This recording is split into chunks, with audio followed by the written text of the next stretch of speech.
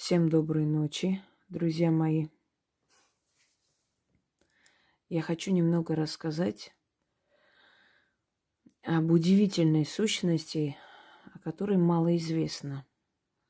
Но очень много легенд слагается, не всегда правильных. Поскольку из-за того, что знания древних передавались не всем, но у всех было великое желание владеть этими знаниями, то по крупицам собирали информацию. И много из этой информации было искажено. Поэтому я постараюсь вам рассказать конкретно и более подробно, и более правдиво об этой сущности, которую называют Иродиада, Чертородица, либо Адайдори. Дорогие друзья, у каждой сферы магии есть свое определенное понимание, определенные законы, определенная стезя. И есть отдельные сущности, есть группы сущностей. Точно так же, как и в мире людей, так же и в мире духов, все подразделяется по иерархиям. Например, божественное древо, демоническое древо, духи природы, духи, охраняющие человека, духи, охраняющие жилища, духи воды, духи сфер, духи камней, духи гор, духи, которые помогают шаманам, духи, которые помогают колдунам, духи севера, духи востока, запада, духи определенных эгрегоров и религий и так далее. И вот есть определенная иерархия духов, которые в основном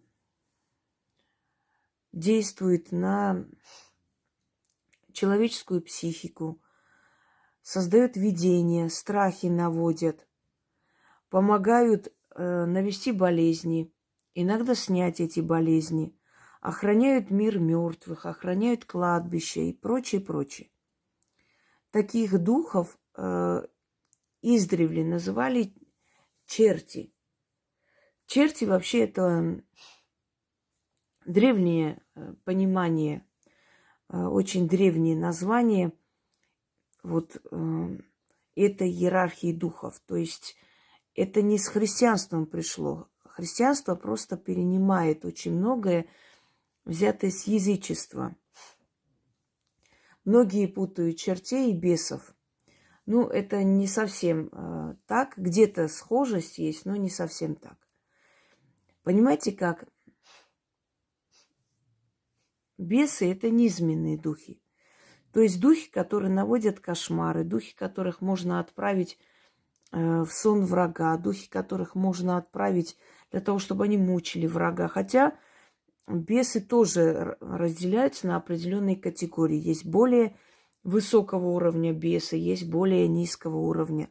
То есть они идут после духов, после сил, духов и прочее. Это ниже по рангу. Это не означает, что они чем-то хуже или лучше. Нет, у них есть свое предназначение, они свою функцию выполняют. Черти – это духи именно, скажем так, совсем уж черных сфер, низменные духи, духи, которые обитают между мирами. Это, условно говоря, серые духи. То есть они могут быть и добрые, и злые. Они неопределенного качества, они не делятся и не относятся к определенному царству, скажем так, к определенной стороне, да, магии, не только магии древних религий, вообще потустороннего мира. И чертей изображали, как всех природных духов, рогатыми, хвостатыми, лохматыми. То есть они являлись как можно более безобразным обличием, чтобы напугать, чтобы навести что-либо, чтобы прийти присниться и так далее. Вот предназначение чертей, оно в этом и состояло. И, естественно, как и у всех иерархий, как и у всех династий, были предводители, были главные, главенствующие, были матери, были дочери, были жены и прочее, прочее. Это, по сути, как иерархия людей. Понимаете, иерархия народов. Вот у народов есть цари, главы государств и так далее. Точно так же в мире духов, в потустороннем мире, каждая иерархия, каждое древо имеет своих патриархов, своих предводителей. Вот некая сущность женской энергии являлась матерью, чертоматерью. У нее не было названия до определенного времени. Потом, когда все это перемешалось воедино, религии, значит, учения против религии, появились новые направления магии, которые были как бы антиподом христианства и прочее, то решено было, то есть откуда это пришло, кто первый назвал ее, так неизвестно, но ее начали называть именем израильской царицы Иродиады, которая была женой Ирода, но никак не матерью. Но ее начали изображать, вот эти древние черные иконы, ее начали изображать, значит, с младенцем в руках. То есть антипод христианства ее сделали. Как Мария с младенцем Иисусом, здесь Иродиада с младенцем Ирода. То есть как антипод христианства, как древний израильский царь Ирод Великий, который боролся с христианством и с христианами. Может, и был прав во многом, потому что чувствовал эту опасность и к чему это приведет. Это рабство человечества. И его обрисовали как главное зло, как убийцу младенцев, который, собственно говоря, не доказано ничем и никак. Но в любом случае, и посчитали, когда вот эти новые течения появились, посчитали, что ну раз уж Ирод был антиподом христианства, то эту сущность в облике женщины можно назвать Иродиадой, которая потребовала голову Иоанна Крестителя, да? А младенца можно назвать Иродом. Вот так и появилась вот эта путаница, что Иродиада с младенцем Иродом. Но поскольку она привыкла к этому имени уже веками, тысячелетиями, то, естественно, ее так и называют до сих пор. Иродиада с младенцем Иродом. А по-другому Адаидори. И поскольку еще и наоборот, прочитав ее имя Адаидори, она совпадает со словом ад, вот ее и назвали царицей ада, преисподней и прочее. Это все на самом деле уже нововведение, это все новоделы, это все уже добавлено, прибавлено, очень много и лишнего, и ненужного. На самом деле, кто она есть? Матерь чертей. Не бесов чертей, потому что бесы немножко высшие категории. Черти те же самые природные духи, только они предназначены немножко для другого, как бы они больше во зло. Но в то же самое время черти могут принести, дать человеку, то есть богатство, могут дать человеку известность, могут дать человеку красоту. Только у чертей нет такой силы, чтобы это длилось долго. Поэтому это как бы мимолетно исполняющие желания духи. Так вот, называют ее черновладелица. Значит, какие у нее есть функции? Многие считают, что она почему-то воплощение богини или демоницы, дьяволицы, Лилит. Вот опять, видите, путаница, все воедино соединили. Совершенно разные они персонажи и никакого касания друг к другу не имеют. Но очень много лишней информации ненужной и неправильной. Она просто матерь чертей, именно природных духов, которые предназначены для того, чтобы творить либо зло, либо кошмары, значит, гнать на человека, либо дать ему временные имущество, либо... Но с чертями работают в основном практики и работают редко. Работают тогда, когда нужно небольшое дело быстро сделать, собственно говоря. У них нет таких великих полномочий, понимаете? Однако есть у них предводитель Ирод. Его так назвали Иродом. То есть я объясняю вам, почему его так назвали. Изначально называли, значит, предводитель чертей или темных духов. Но потом его назвали Иродом в честь вот антипода христианства, царя Ирода. А мать, чертородицу, назвали Иродиадой. И вот с тех пор они откликаются, то есть, на эти названия.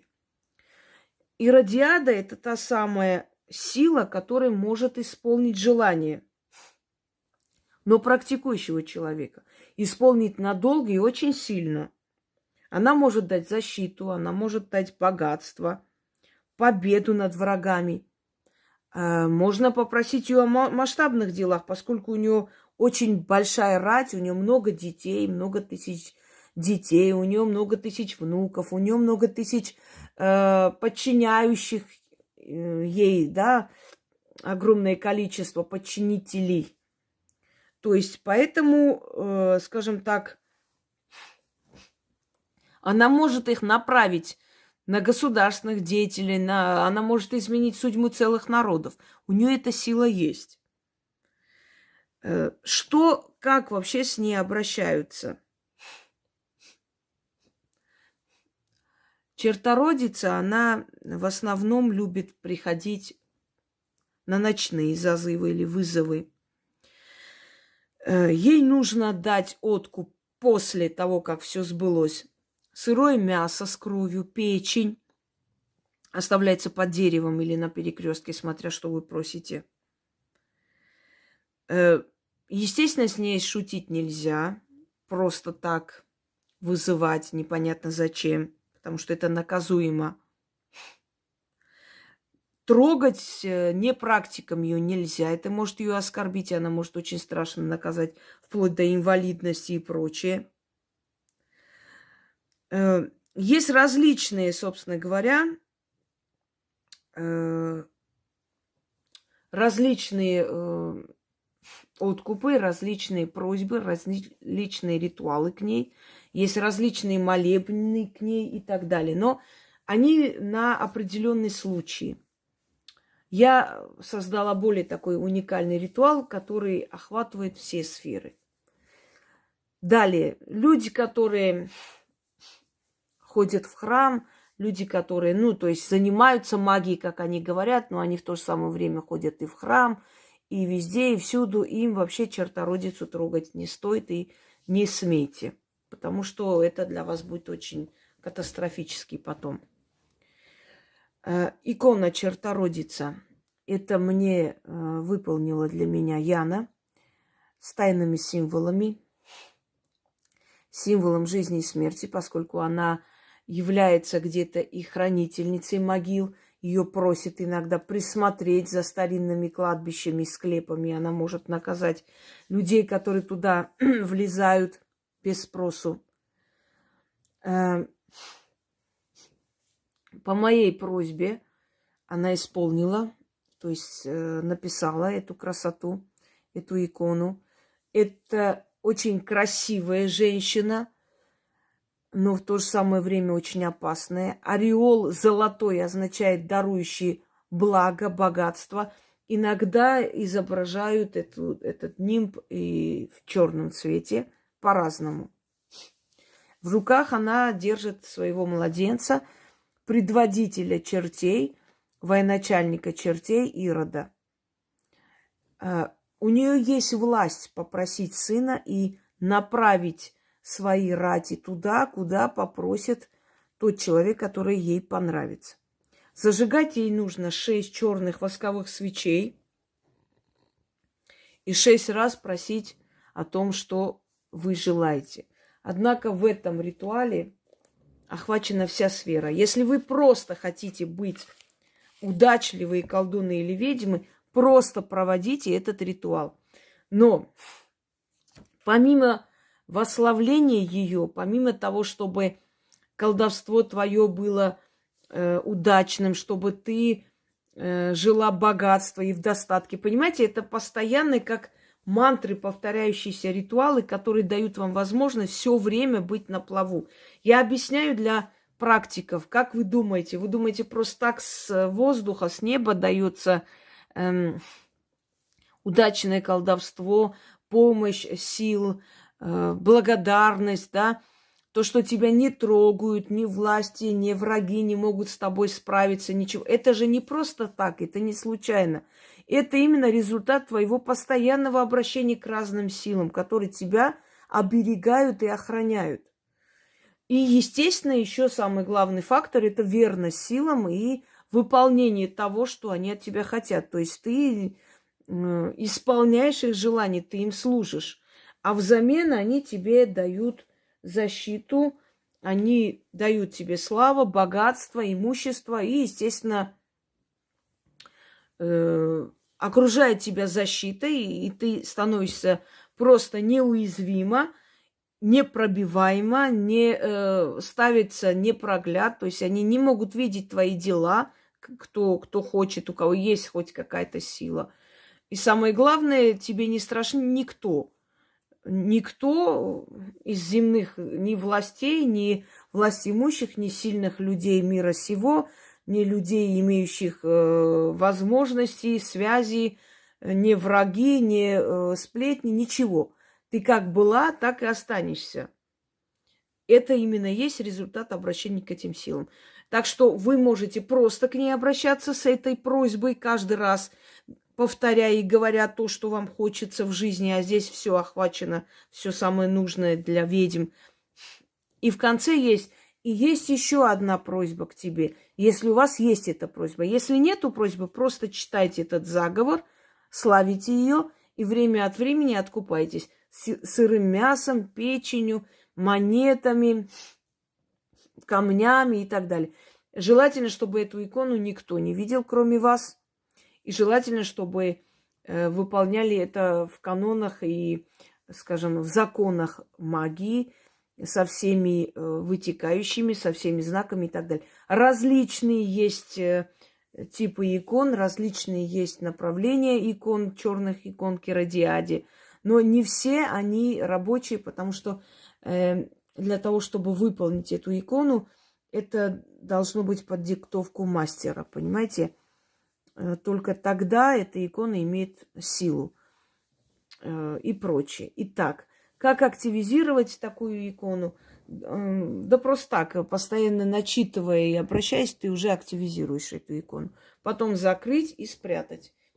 Вы можете каждую ночь зажигать ей свечи, каждую ночь начитывать. И чем больше вы будете начитывать, тем больше энергии, сил, денег, имущества, благодарности, славы вам посыпется. Но, одно но, вы должны быть практиком. И практиком, у которого более 10 лет опыта работы с людьми. Потому что до этого ваша энергетика, ее энергетику не выдержит. Это для этого, чтобы вы поняли, когда люди не понимают, вот, а какая разница, вот пошли там 2 месяца или посмотрели мой канал, открыли свои каналы и мнят из себя непонятно кого. Я вам объясняю, это все равно, как приучать свой организм к яду. Постепенно, капля за каплей, годами. Если вы выпьете литр яда сразу, естественно, вас сразу не станет. Но если вы к этому литру яда будете привыкать лет 10, да, каждый день по 1 капле, потом по 2 капли, потом по 3 капли и так далее, оно вас не возьмет, потому что ваш организм к этому привыкнет. Может, грубое сравнение, но правильное. Это и есть магия. Сразу берут такие сильные ритуалы, сразу мнят себя практиками и удивляются, почему вместо хорошего получают хуже и хуже, почему дети начинают болеть, почему дом рушится, почему начинается нищета и прочее, прочее. Причина в этом. Нельзя лезть в те сферы, в которые тебе нельзя и где твоя энергия не приучена. Итак, начинаем славить ее. Что со свечами делать? Просто выкинуть эти огарки свечей. Вы можете откупаться, то есть, откупаться от нее, скажем так, раз в неделю. Вот начитать всю неделю и к концу недели идти и откупаться. Так, начнем.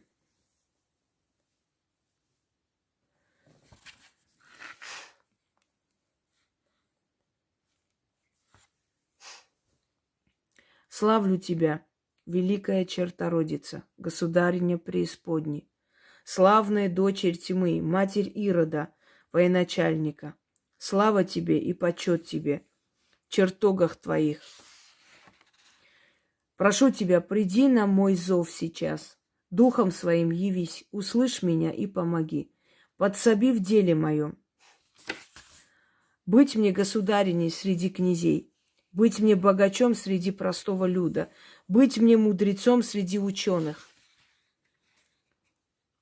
обвенчанный золотом и каменями, мехами и всяким добром, жить в неге и удаче, иметь ладное житье и удачное колдовство. Слава тебе да почет. Услышь меня. Пусть я деньгам теряю счет. Дай мне все это, чертородица, заклинаю.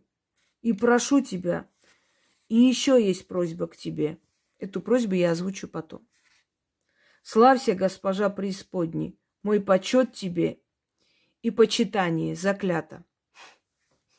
Да, забыла сказать, живет она в золотых чертогах. Так считается. Сидит, восседает на огромных сундуках с богатством. Поэтому ей не тяжело этим богатством поделиться с вами. Так вот, еще раз говорю, если у вас есть какая-либо просьба, вы говорите в конце. И еще есть просьба к тебе. Говорите свою просьбу четко и ясно. И в конце уже славите. Если нету просьбы, то того, что я вам сказала, уже достаточно для того, чтобы вы к ней обращались. Славлю тебя, великая чертородица, государиня преисподней, славная дочерь тьмы, матерь Ирода, военачальника. Слава тебе и почет тебе в чертогах твоих. Прошу тебя, приди на мой зов сейчас, духом своим явись, услышь меня и помоги, и подсоби в деле моем. Быть мне государней среди князей, быть мне богачом среди простого люда, быть мне мудрецом среди ученых, обвенчанный златом и каменями, мехами и всяким добром, жить в неге и удаче, иметь ладное житье и удачное колдовство. Слава тебе да почет, услышь меня, чтобы я деньгам теряла счет. Дай мне все это, чертородица, заклинаю. И прошу тебя, еще есть просьба к тебе. Вот это уже говорить. Славься, госпожа преисподней, мой почет тебе и почитание заклято. Может быть, первый раз неправильно прочитала, кажется, пропустила что-то. Но второй раз, собственно говоря, полностью начитала.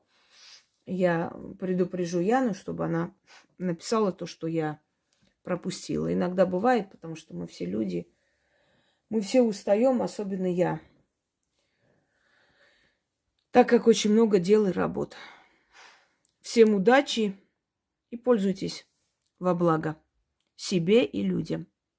Кстати, для человека можно просить, если у вас есть просьба касаемо работы, дел, здоровья и так далее. Это имеется в виду для практиков. Всем удачи!